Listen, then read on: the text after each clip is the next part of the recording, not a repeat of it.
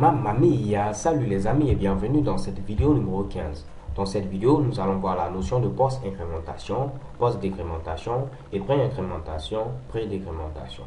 Alors ici, rien de bien compliqué. Précédemment, qu'est-ce qui s'était passé? J'avais mis ici document.write x++ et j'espérais tout simplement obtenir comme valeur ici 6. Mais en lieu et place de 6, j'obtiens ici comme valeur ici 5. Pourquoi? Parce que ce qui est présent à ce niveau, c'est ce qu'on appelle ici la post-incrémentation. Il va d'abord afficher la valeur de x et ensuite maintenant il va ajouter 1 à la valeur de x. Ce qui fait que lorsqu'il affiche la valeur de x ici, j'ai maintenant ici 5 puisqu'il n'a pas encore incrémenté. Et c'est après avoir affiché la valeur de x qu'il va maintenant incrémenter. Ce qui fait que normalement si après je mets à nouveau un document.write, cette fois-ci, si j'affiche la valeur de x, il va m'afficher maintenant 6. Je me répète, ça c'est la post-incrémentation. Il affiche d'abord x et il incrémente x après. Ok? Ce qui va faire que lorsqu'il affiche x à ce niveau, il va afficher tout simplement 5 et après il incrémente. Donc à ce niveau, x va valoir maintenant ici 6.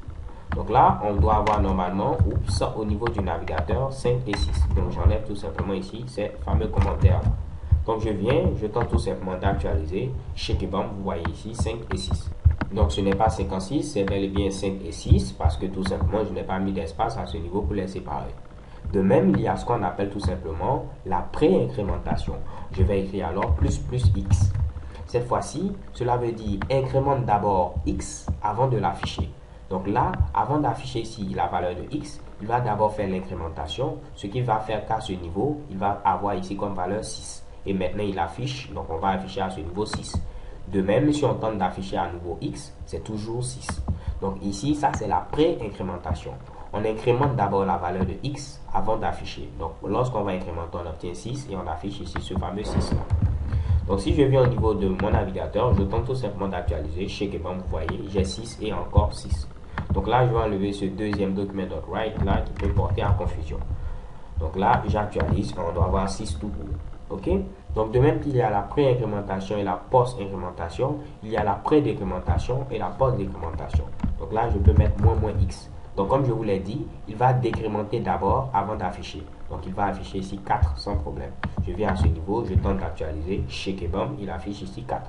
Alors que si j'avais mis cette fois-ci x moins comme ceci, il va d'abord afficher la valeur. Donc ici, il va afficher 5 et c'est après maintenant qu'il va décrémenter. Donc là, on verra afficher 5, pas 4, puisqu'il affiche d'abord 5 et après il décrémente. Donc c'est après ici, si j'ai quelque chose en rapport avec x, c'est là que x va valoir tout simplement ici 4.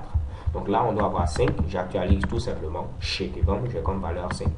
Alors les gars, rien de bien compliqué, j'espère que vous l'avez compris. La post-incrémentation, la post-décrémentation, la pré-incrémentation et la pré-décrémentation.